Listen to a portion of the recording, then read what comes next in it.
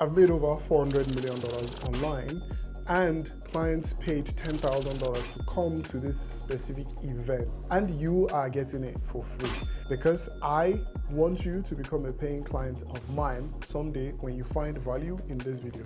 So in this video, I'm going to walk you through the exact steps that you need to build, scale, and get your e-commerce brand to $1 million and beyond, even if you're a 9-to-5 professional.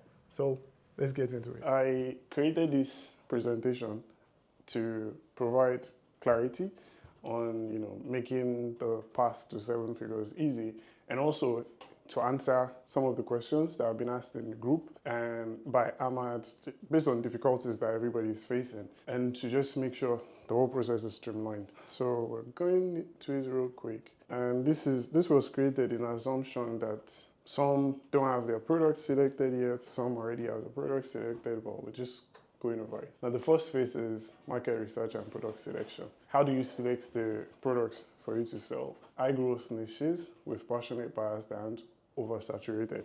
Now most people are always saying like saturation, saturation, saturation. When someone tells me saturation, a market is saturated, this is all that comes to mind, right? This is the market. One thing it speaks to me is this is a vault. When you go to a bank, there's always a vault. But what's in a vault? So if someone is saying this market is saturated, that shows that obviously there are people who are spending money. What you now want to do for yourself is to carve little market of markets. You have a supplement. How will you separate yourself from every other person? You can create a market of markets, and I would explain. Right? You can solve problems since it is a brain food, right? You can solve it for high achievers. You can solve it for athletes. You can solve it for widowers. When someone is in grief, their brain functions less. Are we always going to have people who lose their partners? Yes. That's a market within a market. And the angle you sell the product is what will separate you from every other person who is in the market. And the experience you deliver to the people will determine how much money you can charge for the market. And I'll give you an example. When you mention Lamborghini as a brand, what comes to mind? Exclusivity. Good. You think of cars. Crazy enough, we have Lamborghini yachts now. Why will they foray from automotives into yachts? Premium positioning. Who will buy yachts? Ultra high net worth individuals. So now they are switching the angle of their brand from just being, hey, we're here to deliver you supercars, to hey, we could actually deliver you something more than that, yachts. So in every market, there will always be people that will spend money with you. But if you can solve a problem that is much more relevant to a one-of-one. When most people are trying to sell, they are trying to sell to 2, 3, or 4 people at once with one product. The people who make the most money do this, premium positioning. They position a product that sells to one, but they look for multiples of one. What do you mean by multiples of one? One person exists, but there will always be people who have or exhibit the same characteristics of that one person. But their product speaks to just that one person. They're not trying to sell to this, and this. They're selling to this person, but people who exhibit same characteristics, who love the same thing that this person wants. So there's one demographic, but there's plenty. Plenty of them, yeah. Question. Yeah. Does it mean that the same product can cater to, when you say one of one, what comes to mind is different angle or perspectives by which you can sell the same product? Yep. Now, if, for example, we decide to sell brain food to widowers, there are young widowers who like to do things outside of the norms, right?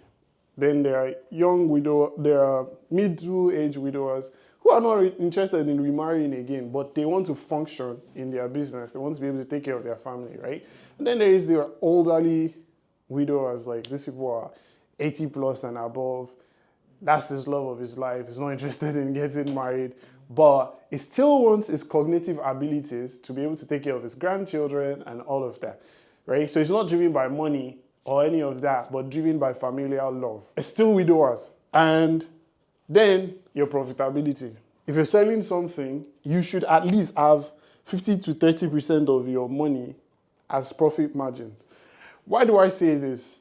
Because e-com and olds or reserves are synonymous. You must always anticipate, you must always plan for that. That, oh yeah, my payment provider might decide to owe 25% of our money. What if that 25% is all your profit margin? Then you're fucked. Because do not forget that aside your profit margin, you're paying for logistics, you're paying for your operational expenses, like your staff, software, right? And then you still have your own salary to pay yourself. So you don't want to be one of those who has a brand, but you're in shackles. You still want to be able to do the things that you enjoy doing when you're selling. Let's move to the next slide. Now, your product logistics, right? You need to sell products that are light and easy to ship. Because with logistics, you pay per kg. The weight of your product will determine how much money you spend on logistics, right? And then you also need to select items that can be branded well to justify premium positioning and premium pricing. There are products that they have intrinsic value, and then there are products that have extrinsic values. Intrinsic value is, okay, yeah, when you have to explain the value of this product. Extrinsic value are products that once you see it, you can instantly assume that, oh yeah, I can sell this thing for more, right? And I'll give you an example. One industry that is always going to stay profitable is jewelry, eyewear, and leather products. These three industries will always be profitable. Now, do not get me wrong, beauty, everything will still be profitable, but if we're looking at extrinsic value, these are products you don't have to justify the value. They already command value, right? Now, like a watch, you see a watch, you think it takes more effort to produce, and it's going to definitely cost more. Eyewear, why do I say it is valuable? No one wears a $400 eyewear and it breaks and goes, it's fine. They immediately want to replace it, they want to buy it. That increases frequency of purchase and also increases how much. But the profit margins are also higher. Leather products, always going to be in demand. If you sell leather jackets to bikers, if you're a biker, you know how much you spend on buying a leather jacket that's protective for when you go riding. People will spend $1,000 on a jacket. When someone wears even 4 products, but like that's I don't like the clothing niche. It's like very, very razor thin margins, or it's too competitive. I don't like going into places where I can't really win. But if you wear a 4 jacket, people will know how much effort goes into it. So extrinsic, you don't have to explain the value of the product. People assume this is the value of the product. And then when you wear 4 leather, people are like, nah, this person is cheap. Even if that 4 leather costs more, like they don't give a shit. But once they see real leather, they know, yeah, this thing is something that they want to buy. Now, if I have if I have a watch brand, anyone who buys a watch is most likely going to always buy a watch. Watch collectors will always keep watches. That's extrinsic value. Now, intrinsic value is, oh yeah, this product is this, but I also still have to explain the value that is associated with it. What should I use as an example? A PC can do multiple things, right? But the value it has to you is different from the value that it has to me. It has utility. Now, how will you position this PC over this PC is based on how you perceive it. Someone who will buy a Dell laptop is not the same person that will buy an Apple MacBook, or someone who will buy a Razer gaming pad. The value is based on that which I think it is worth. So you can come to market with it for $500, but if I disagree with it and I say it is $300, there's really not much markup there or profitability there, because this person's value of it negates the value that I am putting on it, right? So it doesn't really make any sense. I wouldn't sell products that I can't say, okay, it has a value that I think it has and a value that the market thinks it controls. As long as the value I think my product has aligns with the value that the market will gladly pay money for, I'm good to sell that product, right? Then low MOQ. This is very, very important, especially when you're, yeah? But then I was reading that, but with the low MOQ, is this based on you holding the goods, or is this based on dropshipping? No, holding in goods. Like dropship, bro, I don't give a shit about dropshipping because there's too, how do I put it? There's too much moving variables that you think of, and profit margins are always higher because there's always someone who want to sell for lower. So it's a bargain with the devil. It doesn't make any sense. But with building a brand too, you're keeping stock, but you also want to make sure that you're getting the best margins possible on your product that you're selling. Like, I'll give you an example. If this manufacturer says something is $100, but you're going to get, let's say, 100 pieces, that means you need to have 10K to stock up $100, right? Like well, it also depends on the quality. But let's assume all things being equal, the quality is great, it is this, then, but you can find that same quality for $45 now for the same 100 pieces. So now literally you have $4,500 that you're using to keep stock. Which would you rather go for? 45. Exactly. But then what's the difference between the two? The price per MOQ also matters. Like if you want to now spend more, if you want to spend more money. They're both 100 MOQ. Yeah, this is 100. I'm talking about the price first. Then you can also have like what's it called? Another manufacturer who tells you that, yeah, you know what, it's going to cost you maybe $42 for 1,000 piece. Now you're spending 42 cents. No, my stomach is. We're spending 42 cents to acquire 1,000 pieces. So when you go to each manufacturer or supplier, you want to ask like how much per piece, because that helps you determine how much you're taking this thing to market plus your markup price, right? Your MOQ is the minimum order quantity. I didn't get that. It's the minimum order quantity, like this. How much products a manufacturer is willing to sell to you for a stipulated price, right? I'm just using this as variance, right? In the beginning, you're going to talk to multiple manufacturers, but you want to get the best deal in the market, and then fast fulfillment.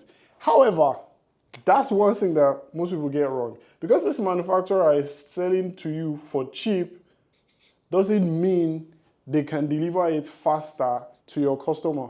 But then the question is that, so is what's happening is that the supplier is buying the goods and holding the stock and then shipping it, or is it which way is it? That's what I'm coming to now. Okay.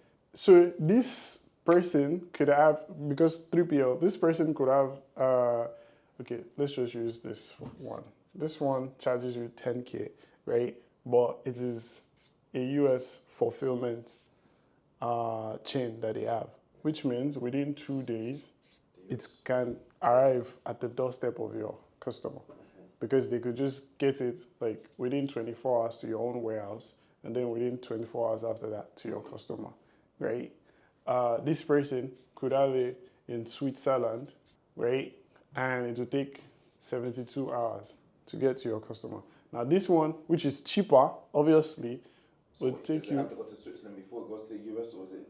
Or what do you mean No, by Switzerland? like their own warehouse Or is it is based in in Switzerland, Okay, got you. and now it will go to the USA, which is to your own warehouse before it then goes to the customer, right? So a lot of things has to go into how you think about who you decide to go with when it comes to like your supplier, right? Which is why when you're asking what's their minimum order quantity, you also want to ask where are they keeping stock, and then do they have partners that can deliver the same product. And also you want to know how much is their inventory, like how much inventory are they holding? Because if you were to spend a lot of money to acquire leads, and then boom, you acquire that amount of leads, but they can't fulfill, now you have to refund. Do you get my point? Yeah, but in my own case now, Yeah. whereby we are using Supplyful.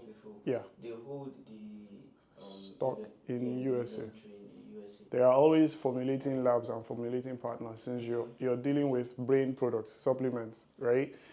Supplyful is also getting it from somewhere, right? Yeah. So that's another thing. Like, okay, if you can find formulating partners that can also deliver and integrate with your Shopify. If anyone remembers, there was a time where there was Ali Sheep and Sheep Bob, Sheep Bob. And then I'm trying to remember, like, this was like back in the days, but you can order for something in China, they'll help you find a supplier within a specific space, and then boom, they'll deliver it to your customers. So, but I would not say you should rely on one means of fulfillment for too long. You want to always have like different distribution channels that you can use to get your stuff before your customers. And yeah, fast fulfillment. We've covered this. Product logistics. Okay, I've covered this. Now, your business model and positioning. You want to decide between DTC, Shopify, Amazon, or hybrid models like TikTok Shop and Shopify, right? Like the products that you're selling. Obviously, for some of you, you're not in the USA, so you can't really use Shopify. You can use TikTok Shop and Shopify, which I'm also still covering within this slide. Now, you need to determine your unique selling proposition. Is it superior quality, luxury positioning, or a compelling brand story? I always say that if you can tell the best story, you would win in the market, even if you don't have the best quality in the market. Because if people are sold on who you are and what you sell, they don't give a shit about that, right? So the issue most people face is this. In this market, anything to everybody, right? So they command less money. The issue with most people is they go for this market, whereas this is the best market to be in. You can justify how much money you charge when you are everything to someone versus being anything to everybody.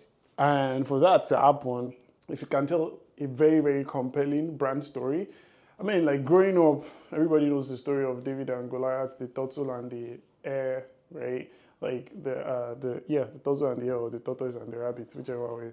Like stories stick, numbers don't. Can you remember what happened or what you ate 6 months ago?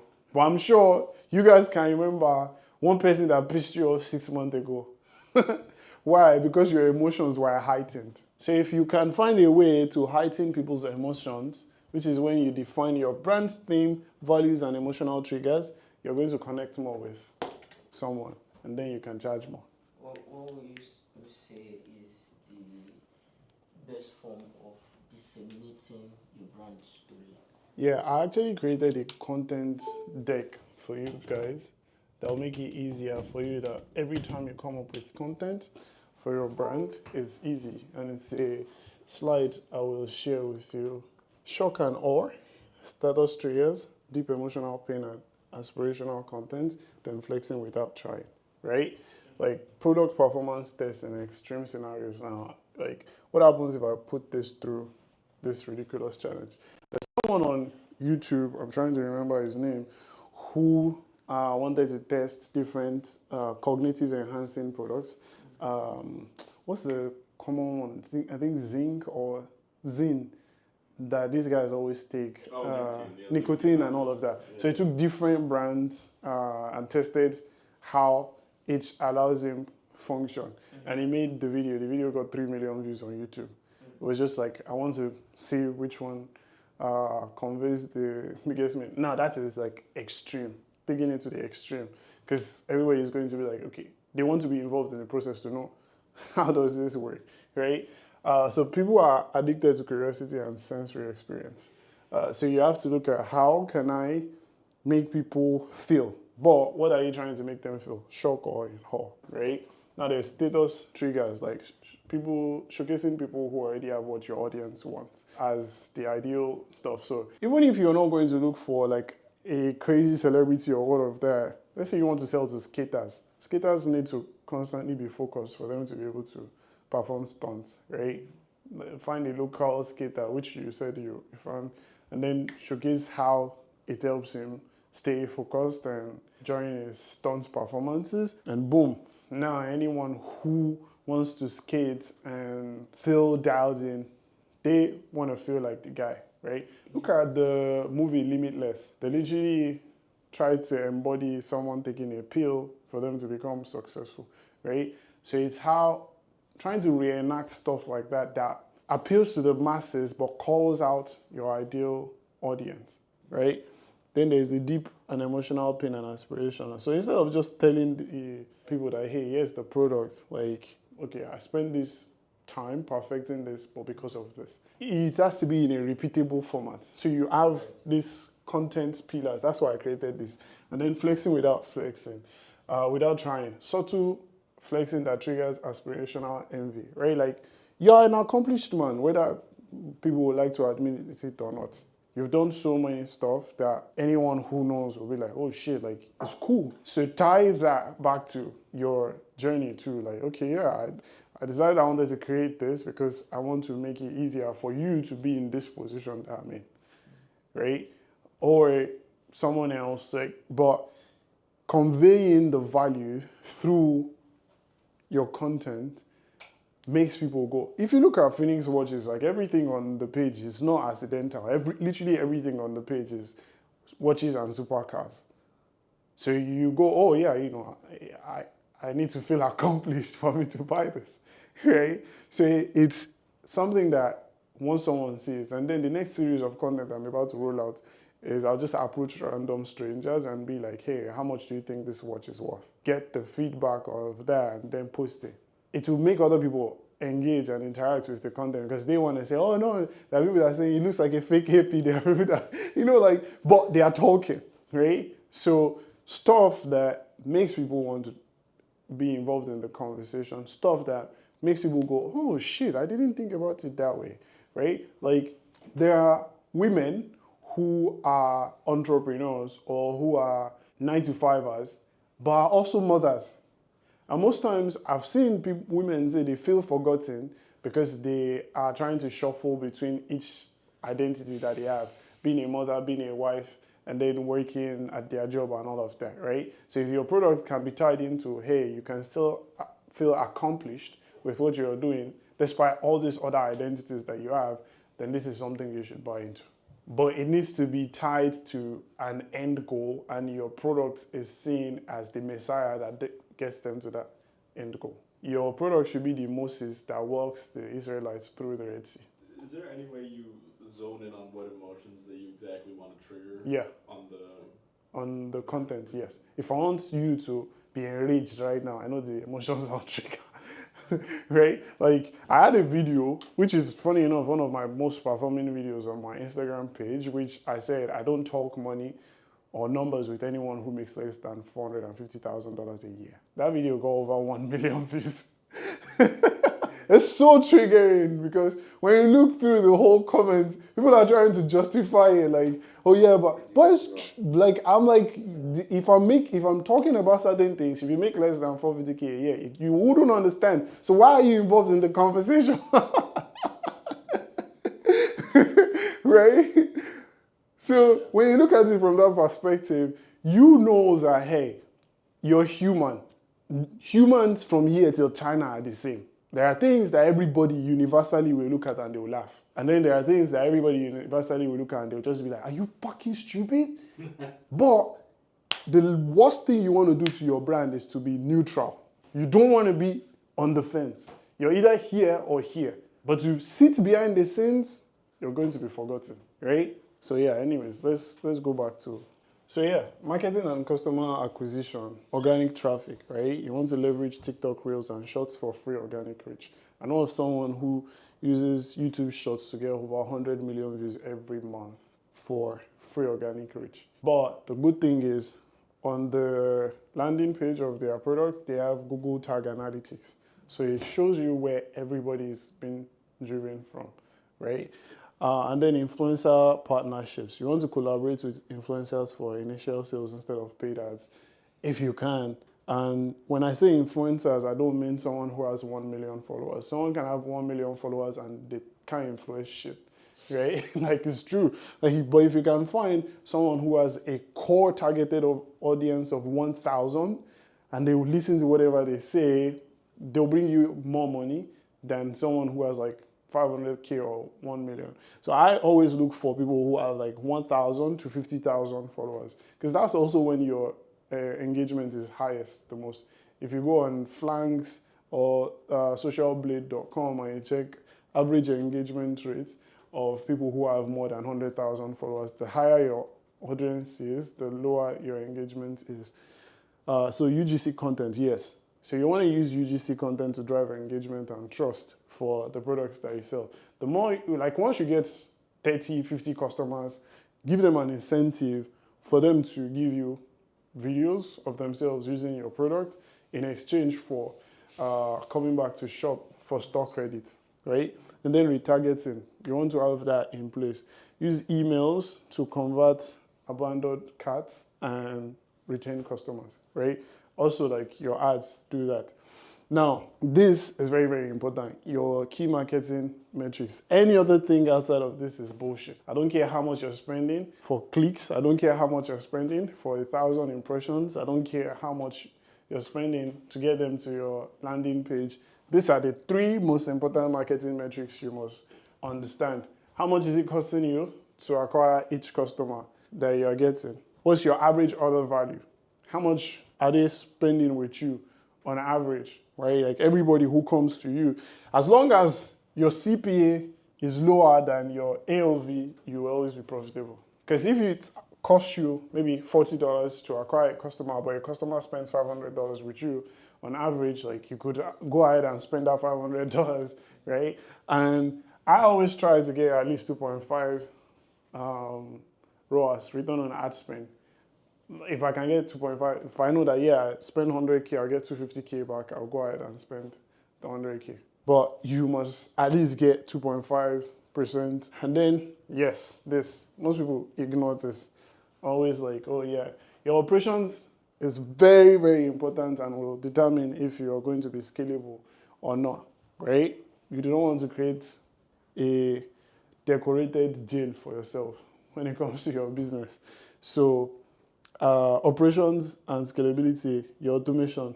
You have to find a way to automate other fulfillment without holding excess inventory. Yeah, fulfillment, consider third-party logistics or dropshipping from suppliers. Now, obviously, I don't dropship, so I'm not going to say you should go ahead and dropship. But your suppliers can also deliver your stuff for you if need be. Scaling systems, you need to put... Sorry, yeah. How do you automate without holding excess inventory? That was the main thing that I thought about when you talk about ordering stock into a warehouse. How do you what's the word I'm looking for? An example of that is the drop model. I use the drop model, which means, But then you're not a fan of the drop model? not drop shipping. Drop model is different from drop shipping. Oh, okay, yes, sir. Drop model is I get maybe like 1,000 people on my wait list, and then I sell something for like sell 200 pieces per every time that I open the cart. I'm not holding excess inventory, right? And people are still on the man ready to buy. I'll give you, before you ask a question, I'll give you an example. We do 1,200 pieces per year with my watch brand, and we have 400,000 people on the wait list. So I don't need to order for 400,000 people. I just order 1,200 pieces, and I know that I'll still be able to sell out of my inventory. But then, are you not limiting on how much items you can sell? No, I'm not. The items I am selling is specific, but it's also to drive up demand. I can increase eventually, but in the beginning phase, like, do not forget that this is to 7 figures. The whole presentation right now is like, okay, yeah, how to get to 7 figures. Once you're at 7 figures, you can always increase. Like, my plan is for my brand within the next 4 years is only when I'll increase production, and it's only going to be 20% increase after every 4 years. So that drives up the value. I mean, like, Lamborghini could decide they don't want to, okay, I want to buy a Murcielago, right? And it's only one of 2 in the world, but it's out of a production of 100. But then the difference between that is how many different other models that Lamborghini sell as well. Yeah, but that's when you get to product expansion phase. You can always expand your product. This is just basically the starting phase. Yeah, this is the phase where you're like, okay, what trajectory do I have to get to 7 figures. Once you get to 7 figures, you want to get to 8 figures. Yeah, you can always expand product line. You can always expand variants of the products that you're selling, right? But in the beginning, you don't need to overcomplicate the process. So basically, it's all about driving the demand as opposed Yeah, to drive. selling yourself short. Yeah, drive as much demand, because do not forget, you control the narrative. If you control the narrative and you control the handle of everything from the beginning, you can now charge more, which is why I said everything to someone instead of being anything to everyone. Got you. Now I understand that saying. Yeah. Makes sense. So, and then customer service. The experience that people have with you is very, very crucial in determining if you're going to get customers to keep coming to buy versus them leaving. Now, cash flow, very, very important. Most people, I'll give you this document, so don't worry. Yeah, customer service and then scaling systems. Then cash flow and profitability.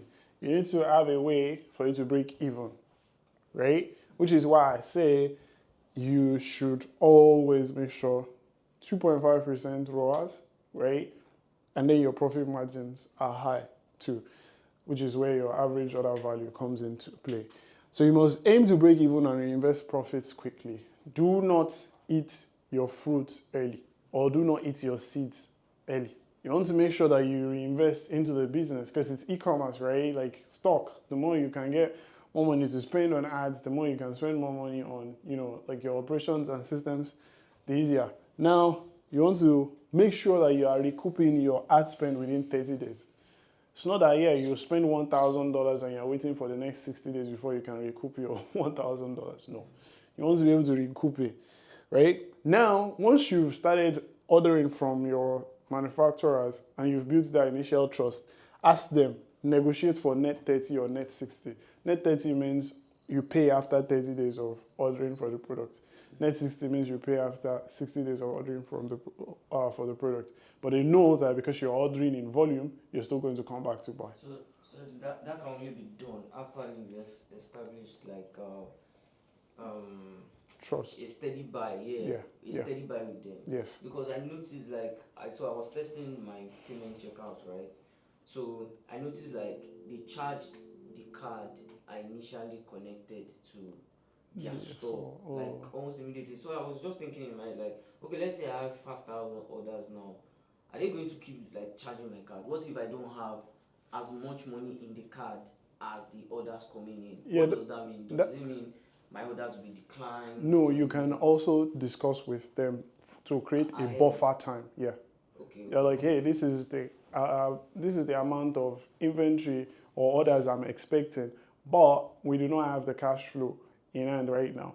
There's a script you can send to them, which is, especially when you're anticipating olds, because you are expecting more volume. So if you go from selling 5,000 units in a month to now you're about to sell 5,000 units in a week, you should have informed your supplier ahead of time that potentially we could face a hold, but please, do not stop this transaction from going through because we do not have the sufficient funds to fulfill it.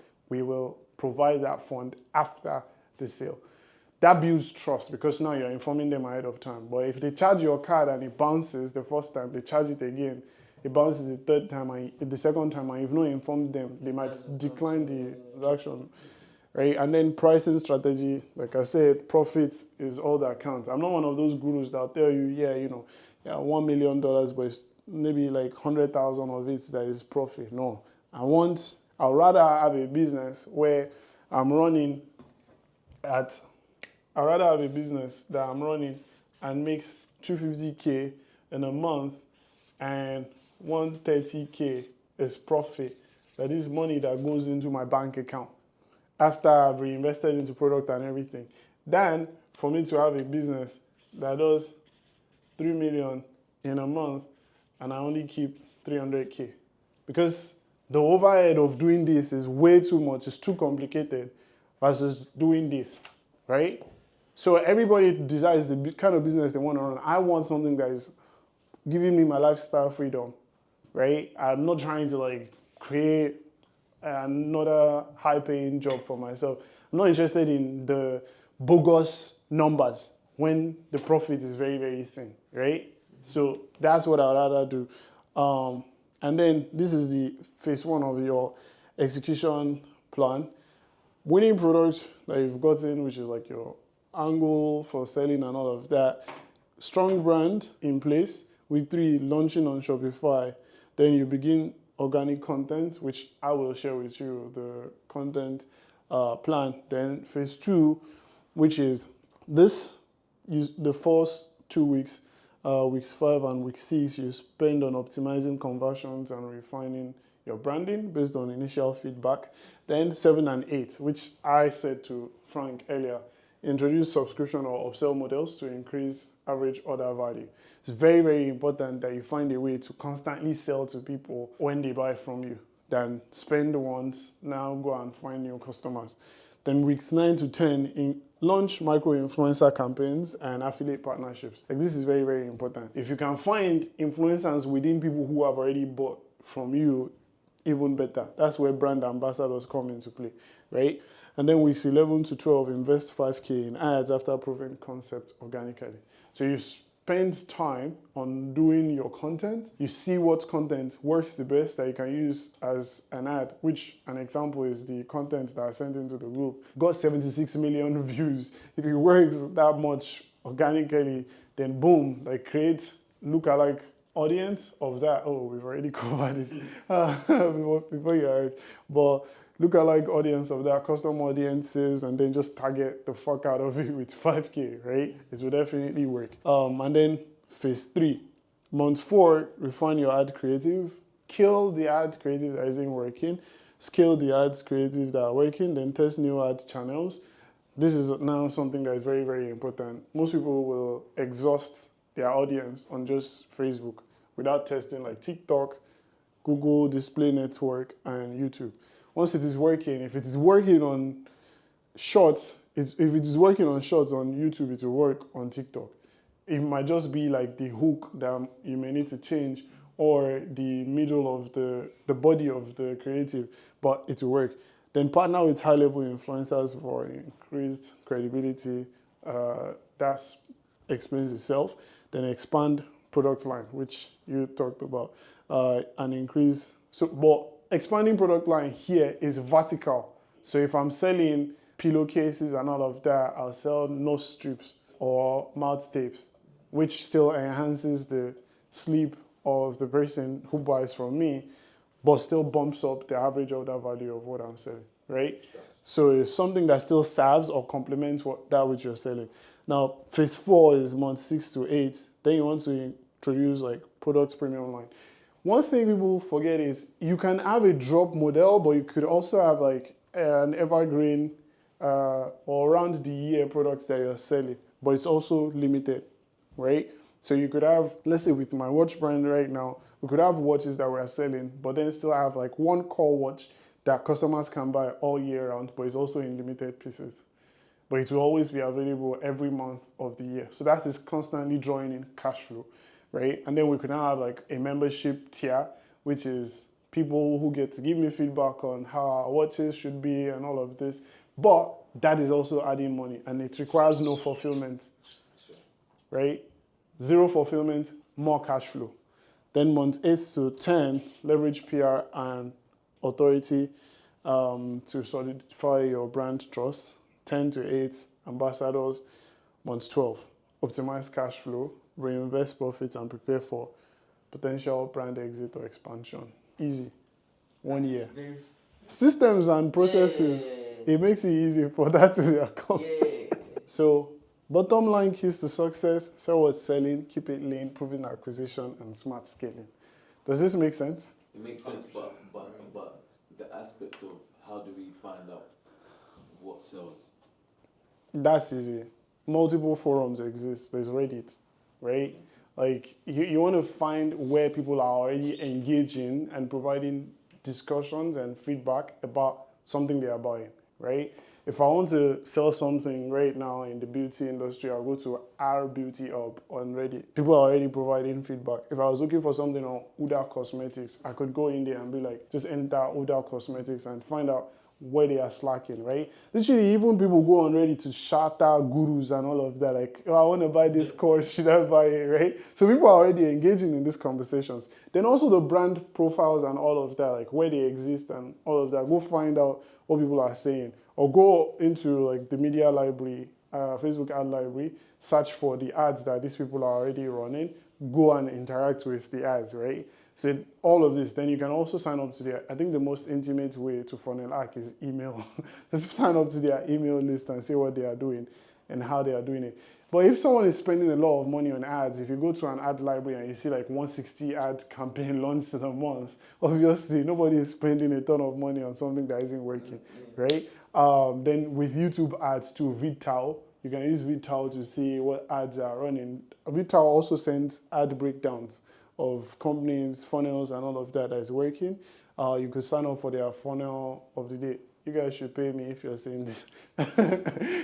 Funnel of the day or funnel of the month membership, right? So all of that works. Now this is where optimizing Facebook ads comes into play. I hope these people don't come and send us out. It's just 1 minute left.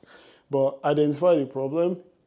When you're running ads, right, you want to identify like your CTR, CPM, and add to cart rates to pinpoint issues in your funnel.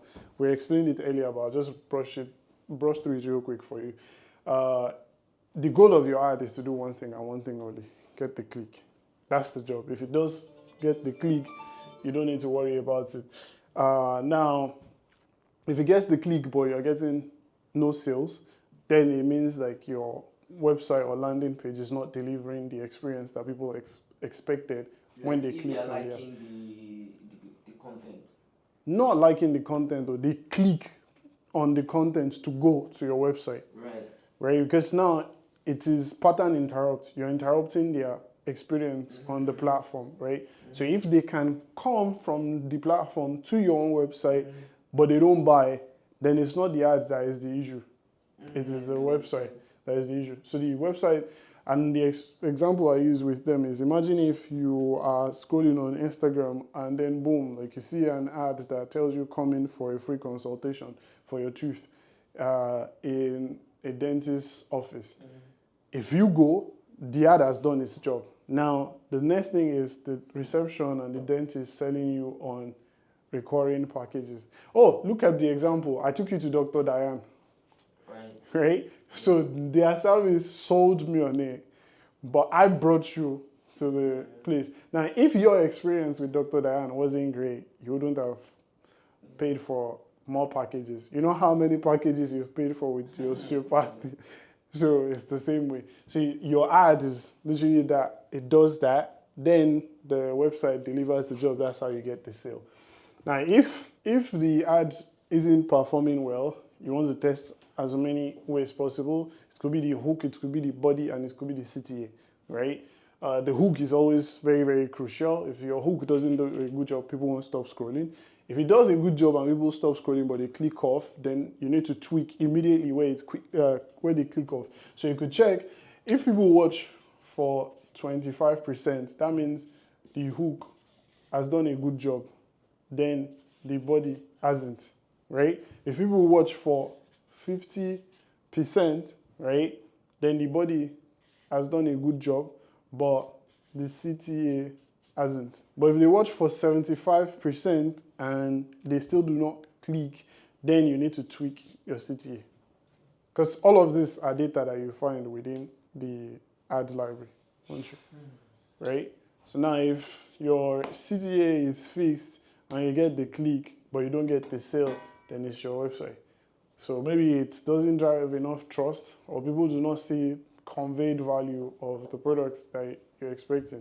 So you just keep tweaking. You could have like multiple A/B tests landing pages, right? Tweak the copy, tweak the checkout experience. Like if you do not have straight checkouts, you could have like Google Pay, Apple Pay, all of this that makes it easy for them to pay. I had someone once DM me and they were like, I don't want to put in my card details into WAP. Can I send an ACH or whatever? I'm like, you are giving me more headache in the process of paying. But I'm like, okay, cool. If that's what you want to say, I don't want to enter my card details. I just don't feel comfortable. Right? So we might be laughing at it, but it's true. Like there are people like that, right? So you have to anticipate different things. But if they have Apple Pay, they don't need to enter anything. They already have their card details on their phone. They just swipe twice, boom, and the purchase goes through, right? So you have to anticipate all of these things when it comes to that, and then optimize the website. I just brushed through the rest. These people will probably charge us for overtime. But upsells and bundles, this helps you increase how much money you make. Retargeting obviously gets you more people. Like if you get 1,000 people on your email list, but only 10 people buy, that means you still have 990 people free that you can just retarget with your email sequence, and then smart scaling. You want to scale ad spend, gradually increasing budgets by 20% every 3 days when you're profitable, right? So if it is profitable, you're spending $100, spend 120. After 3 days, you increase it 150, little by little until you can't spend no more, right? So this is a setup. This is the framework that you use. $50 to $100 a day spread across 5 ad sets. Use UGC style video ads. Now your video ads has to be something that is an ad but doesn't look like an ad. That's the best ad that you can run. I won't like that's like a challenge, like right now, because I was okay. So I was brainstorming with Ahmad yesterday. So I sent him like 2 different contents from like a competitor. Yeah.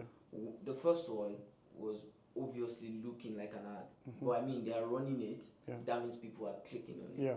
Now the second one, almost the same thing, but to him it doesn't look like an ad. Yeah. So I was not telling him like it's still the same thing, and I'm now thinking I don't want to lock in on that perspective yet. I'm still fluid, but I'm now thinking that maybe I don't know, maybe it doesn't really matter, because I mean if it looks like an ad and they're obviously spending shitload of money to like run it, people are clicking on it. So now the thing is, the ad that gets you to the market is different from the ad that you use to expand the market.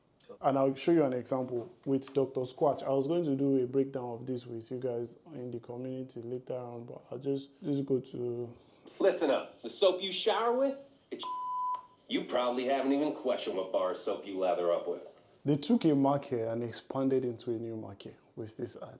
Their angle is the soaps that most people are using is feminine. Their own soap is a soap for men, built for men, right? Now this is one angle. But they also have, and as you will see, this has 122 million views. This ad took them from 5 million to 180 Listen up. The million soap you shower with? to $180 million in revenue in a year.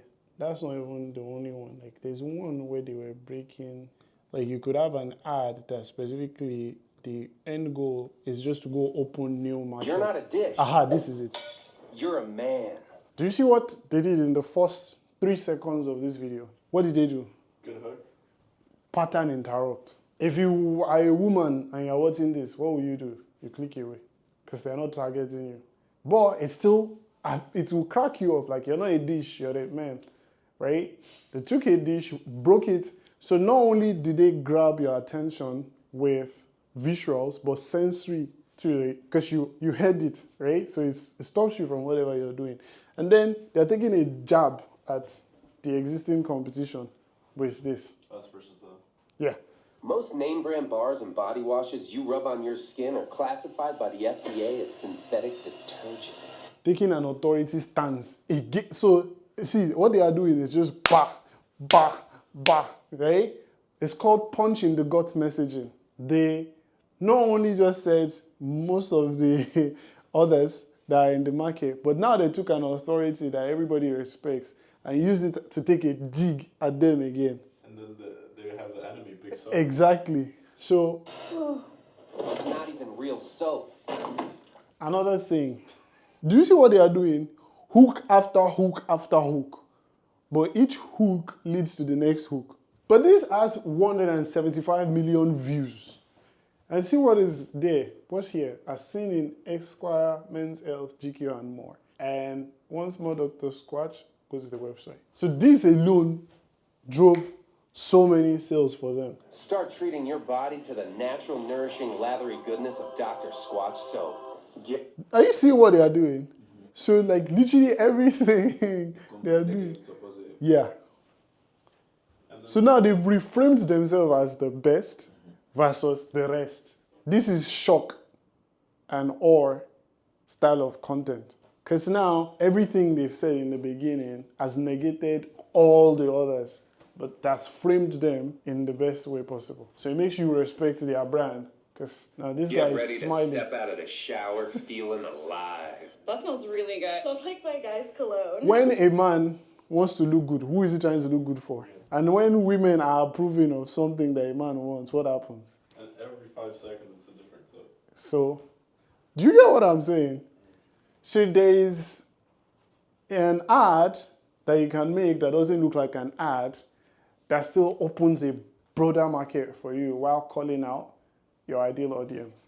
So if it is approved by FDA and then women approve it and the man is smiling while he's using it, why wouldn't I buy it? Because we all want what everybody wants, right? Prestige, power, status. The things that appeal to men is different from what appeals to women. Men want what looks good. The women, they also use that attractive.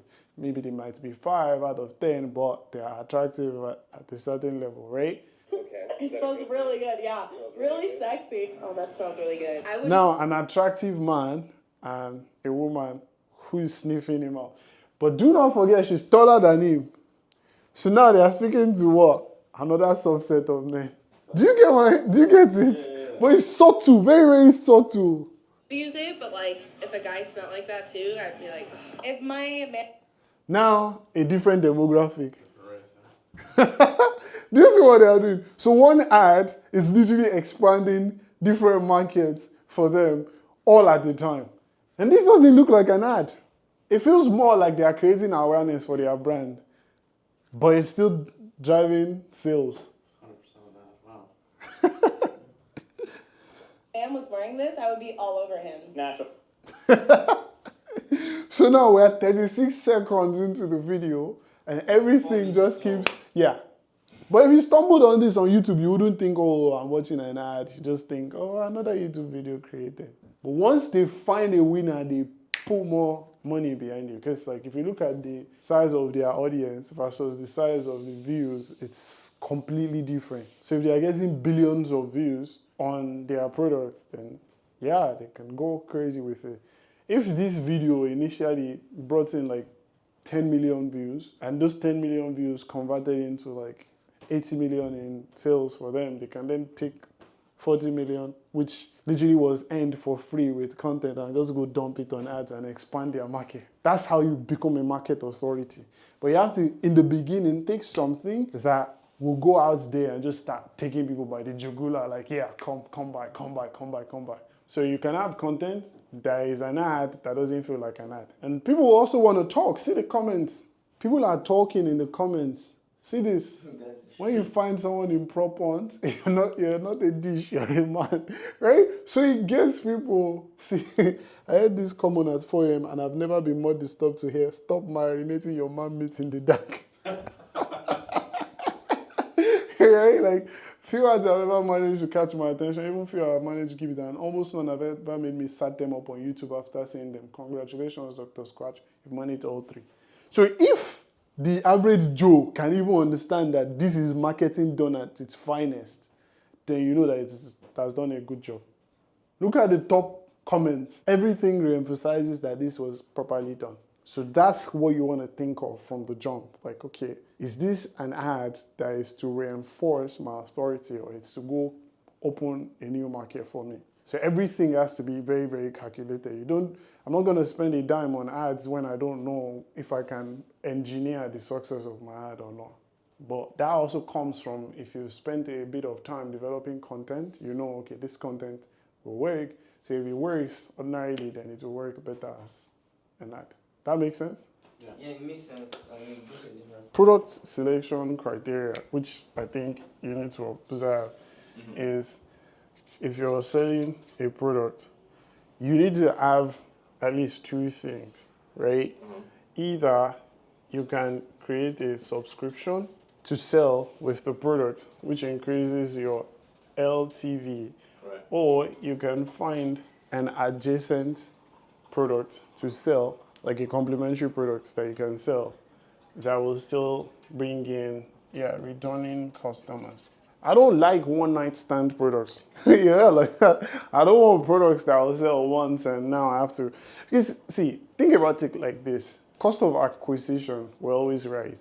So that means if I acquire, let's say you spend $100 to acquire this customer, that means you can't make anything off of the customer after that initial purchase. I wouldn't sell a product that I can't get a recurring sale within the next 3 months. I want the product that when I sell, I can guarantee that move 3 levers, right? Which is how often, let me just put it here. How often they buy, how much more can they spend with me? 3 things that you have control over: the price of the product, the profit you can make per product, and the profit you can make per customer when it comes to the frequency of their purchase. If you can work on that, then obviously like you're going to always make money. So if I know that, I'm going to spend $100 to acquire this person, but they would be worth at least $1,200 to me over 4 months. Like, why won't I do it? It's a no-brainer, right? Because it's not just, okay, how much am I making on the first sale? Who cares how much I make on the first sale if I can't make more money on the customer with the next, sales? I also do not believe that there's a product that you just sell once and you can't sell anything again. I don't believe it. Mm-hmm. There's always components of the product. For example, like if I sell mattresses, will there be a higher frequency of purchase? Not really. But there are other things I can sell with the mattress, right? Like there's the bedding case, right? Like the pillowcase. Right now they've even started making, mouth tape. It's complementary to the bed, right? But the mouth tape is something they will have to buy at least every 30, 60, 90 days. Right? Because it enhances the quality of your sleep. All I have to do is just educate them on, this is actually something you might need or you will need. So that's also something you should think about. Like, if I'm going to sell this thing, what else can I sell with it that will increase the perception of the value that it has to the customer and also increase the experience the customer has with my brand? Okay, so keeping everything you just listed in mind, right? Let's say, somebody in the community, they're just starting out, they're testing a product, it fits all of this, but they're throwing money at ads, they're testing multiple hooks, multiple creatives, different angles, and it doesn't work. When do you decide to switch products? I actually did that here. I'm just waiting for this dude to arrive. That's why I haven't gone deep into it. Right. First, you have to analyze your CTR, CPM, and add to cart rate to pinpoint issues in your ad funnel. Mm-hmm. The issue most people do is they spend money on this and they're like, it's not yet profitable, let me increase how much money I spend with it. Right. That's the worst thing you can do, right? You need to look at it like, is it my landing page that has issues? Because 3 things are very, very important, right? Your ads has just one job. Is to get the clicks. Right. That's really it. Like the copy and creatives, their only job is not to get the sale. That's what people get wrong. Mm-hmm. The only duty of your ad is to get clicks. If you can get the click, it has done a perfect job. Okay. Now, the next thing is the congruency between your ad with, let me call this. We have to call these people.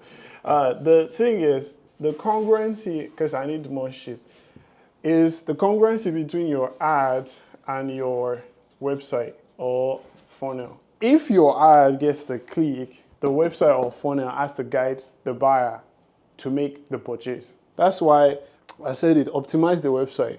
You need to enhance the landing page with trust signals, urgency, and simplified checkout process. We live in a world now where there are so many ways that makes it super easy for you to get the purchase. We use Apple Pay. Right. There's Google Pay, right? Everything, there's Klarna, all these things that will make it easy and a no-brainer for someone to buy from you. has to be on the website, right? If they clicked from the ad, then they were, because do not forget you're interrupting their scroll. Right. So if you've successfully interrupted their scroll and you've taken them off of the platform, the next thing is that this has to do the job of getting the sale. It's like someone is watching on Instagram and you say, hey, come in for a tooth consultation or an appointment. And they actually come. If your receptionist can do a good job of making them book an actual appointment that is paid, because remember, the initial one is discovery. The ad got you discovered, right? So if they are now there in person, you have to do a good job at selling them on your clinic service. Right. If you can't, then you have a shitty business in place. If the ad does a good job and gets clicks, then the website needs to be tweaked to enhance the experience from the ad. The only reason that you might say, hey, I need to fix the ad is if the ads are getting impressions but no clicks. But then for you then, what KPIs do you use for your CPC then? Well, the cost per clicks, I always look at it like how many people am I getting shown to. But first of all, I always look at Is there like a max amount that you want to go to, or is there like a CPC under $2? Like run 3 to 5 creatives per ad set, but look for CTR above 2% and CPC under $2. Okay, these are CBOs or Advantage Plus? Or Yeah, this is for CBOs. I even created the whole, and then also timed when you decide to vertically scale 20% every 3 days. it's kind of But same KPIs I was using before? yeah, so I always make sure that I'm nailing down every core aspect, because you have to look at it from a surgical perspective. If the ads are performing but you're not getting the sale, it's not the ad that needs to be shut down, it's the landing page that needs to be tweaked. And then there are multiple things that could also be worked, like exactly, like you need to look at it. Now if they are adding to cart and they are not making the purchase, which I also explained here, now it might be because they do not have trust in what you're promising. But then, right? At what point is, because when I look at the add to cart section, Yeah. at what point do they not trust? Because the formula is quite simple when you get to add to cart. It's literally input your billing, shipping, and then the next thing is the payment processor. So at what point is it do they not believe, or do they no longer trust after the add to cart section? Well, it could be, I mean, there are multiple factors because we're dealing with humans, but it could be that one, they do not believe the value of the product is worth the price that you're charging, right? That's one. And they figure this out after they clicked on the actual item and seen the price that they're going to pay. Yeah, and or they feel like some people make stupid mistakes, which is after someone has added to cart, they now display the cost of shipping. Yeah. Where I always say, eat up the cost of shipping within the cost of the product. You've already added it to your margins and everything. And also, if one of the things that I like to do, which is like a very, very crazy play on intelligence of people, will be that I will say expedited shipping is within 5 days. Yeah, but how's that possible with China? Of course, now it's possible to even get stuff within 48 hours from China to the USA. Is it? Yeah. Within what? Within 48 hours from Really? China, yeah. Shipping I was doing was taking like at least 14 days. Oh, Yeah, no, that's like what my no, parents were, 7 to 14. no, yeah. Like even Daniel Dalen's e-com flow, Yeah. His one is quick. yeah, Econ Flow, it's quick. Yeah. So like there are different 3PLs now that you could literally use. Fair enough. But that's also where you need to consider your margins, Facts. right? Because it's 3 things that could eat into your margins: ad costs, logistics, and then delivery. Not even cost of goods. In the beginning, you already know your cost of goods, right? Because you already know, okay, this is how much I'm selling it. You already know how much it costs you. But logistics and then delivery time. Because the delivery time, you could have good logistics, but fucking shitty delivery time, right? So you have to look at all of that. Because if delivery time doesn't match up with what your logistics partners are saying, then customers return the products. So now you lost money on everything, right? So you have to look at all of that. Like you should walk through the process, like what is going on in the mind of your customer when they are trying to make that purchase. So how do we get access to the private supplier that's 5 days? Oh yeah, I'm talking to a friend of mine right now. That's one of the things I want to bring into the community. Even Nizar, because Nizar spends like 100K to 150K per day on ads for e-com brands. So he also has like connects that can make this whole experience possible. So it's a lot of things that goes into this, right? But you must understand that they are all complementary. There is no either or. So your ads, your content, like that's why I always say that I don't want you to solely rely on just ads. Because ads, once you turn off your ads, boom, lead flow dries up. And you're not building any assets with just ads. So if you have ads, you have content, cool. Because now with content, you can test so many creatives. You can test so many creatives with your content and then just go, boom, this content works. Let's replicate this. I'm sure this ad that I sent into the group, because everybody was there like, oh, do they sell for adults too? Oh yeah, leverage PR. Yes, it's true. So at a phase in your business, you definitely, because you're trying to legitimize the business, right? You're not making it just a random store. So you always want to have PR. I also have a plan to roll out PR for my watch brand. But matter of fact, so the second YouTube channel that I'm launching, the goal is just to drive traffic to my watch brand. Nice. I'll show you. The goal of this channel is nothing other than to blow up my watch brand. Such that every time you search, the first thing that pops up is, oh, this about Phoenix watches, this about Phoenix watches, right? Every video that we make for this second channel, the sole goal is just get more attention on the watch brand. So when you think about it like that, like your content has to have like a direction. When you're planning your channel, your Instagram and all of that, you need to have like a core focus, which is what exactly is this thing doing? What purpose is this serving? Like every piece of content you put out, you need to say, oh, okay, cool. This is the specific plan I have in mind for this.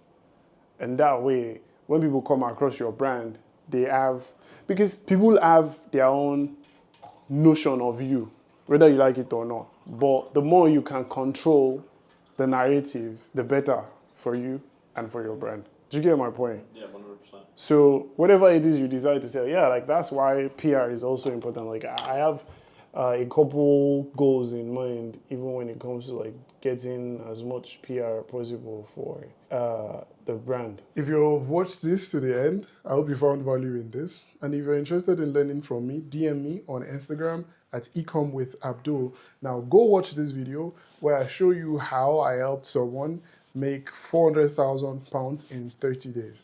So if you found value in this, definitely subscribe to the YouTube channel and I'll see you in the next video.